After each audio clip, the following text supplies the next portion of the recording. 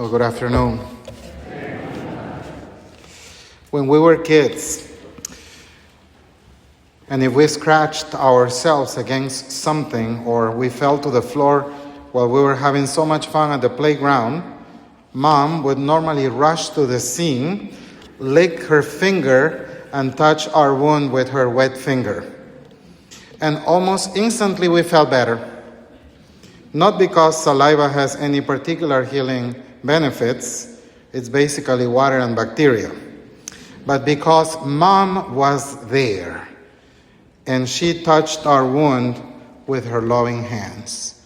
And that's why we felt better.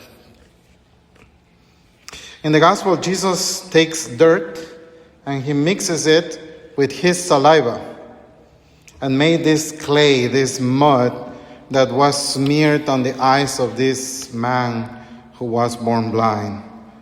I wonder if Jesus were to take a first aid training class today, if he would pass or fail.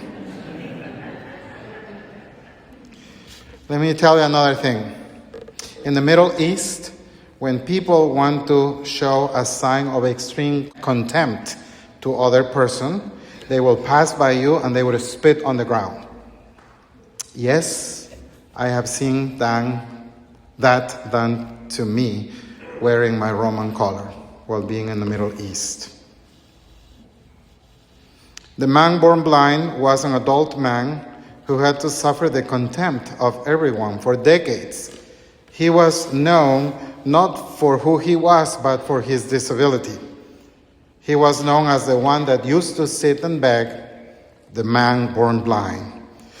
Jesus recycled that symbol of contempt, spit, and turned that into a symbol of healing by making this clay to be smeared on the eyes of the man. I can almost picture in my mind the man regaining his sight in a gradual way, having myself issues with my eyes all my life. Because when I do not have my glasses or my eye contacts, I cannot see anything. I'm not able to even recognize your faces. I will know who you are just because you are Catholics and you normally sit on the same spot forever and ever. But I would not be able to see your faces. I just can't. Any eye doctors in the room? 10.5, 11.5. That's how blind I am.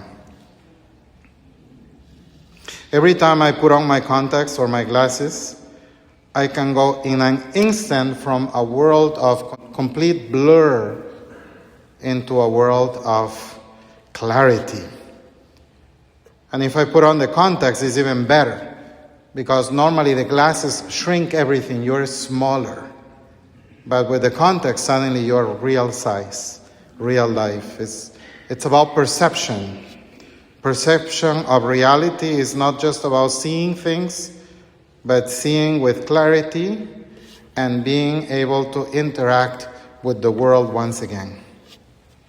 So I can only imagine this man regaining his sight gradually as Jesus takes this clay and smeared it on the man's eyes. Using medical mud or medical clay in the Holy Land was nothing new. Jesus probably was very familiar with the Dead Sea. Even to this day, people go there to cover their bodies with mud in hope that it has healing benefits. But in reality, it was not the dirt or the saliva or the mud or the clay that Jesus created that healed the man. There was another action that Jesus wanted this man to do. So Jesus ordered him to go and wash at the pool of Siloam. It is the actual washing of his eyes at the pool that enabled this man to see for first time. And what was the pool of Siloam? The pool of Siloam was located at the lowest part of the city of Jerusalem at the time of Jesus. It was the gateway or the starting point of the pilgrim's route, that route that led to the temple of Jerusalem. Jerusalem, my destiny. In other words, it was the place where the Jewish pilgrims would literally leave behind their impurities, where they would wash their bodies and start to go up the steps that led to the temple. If the pilgrims had been traveling from afar, the pool of Siloam was that landmark that told them, you are almost there, keep going, keep moving forward. Singing psalms, let us go rejoice into the house of the Lord. The blind man could not do this journey because of his limitation. Go, wash yourself at the pool of Siloam meant, I send you. Go, you can be a pilgrim too. The pool of Siloam and the pilgrim's route of Jerusalem were considered lost for the last 2,000 years. But they were just waiting to be rediscovered, because in 2006, the first steps of the pool of Siloam were unearthed after 2,000 years.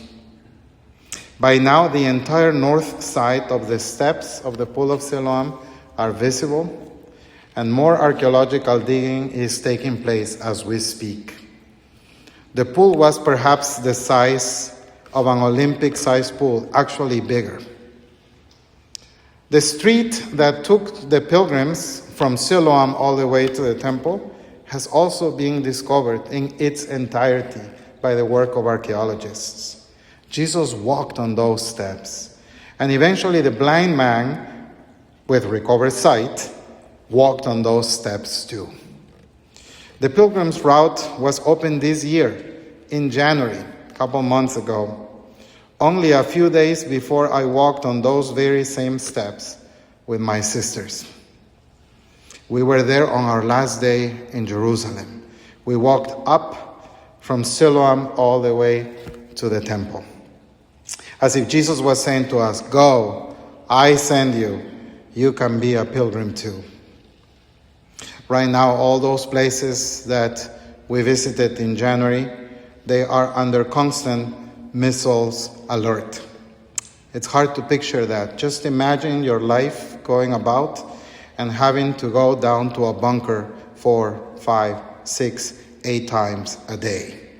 The Jerusalemites of today have to rush to safety multiple times a day, right now as we speak. Just to think that we were there a couple months ago, it's hard to put into words. So brothers and sisters, as we come to the Eucharist today, we also bring our blindness. We are also touched by the healing hands of Jesus. Just when you think your story is a tragedy, God's redemption makes it shining hope. You don't need to settle, but let God redeem and shine through. And so we wash at Siloam too, as if Jesus were saying to us, go, I send you, you can be a pilgrim too. But we don't come alone. We bring with us our loved ones and our friends, those who perhaps have remained in the darkness of sin and also live in darkness and blindness.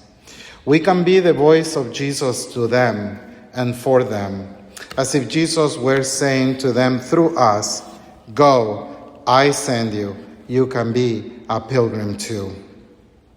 Awake, O sleeper, and arise from the dead, and Christ will give you light. Go, I send you, you can be a pilgrim too. Amen.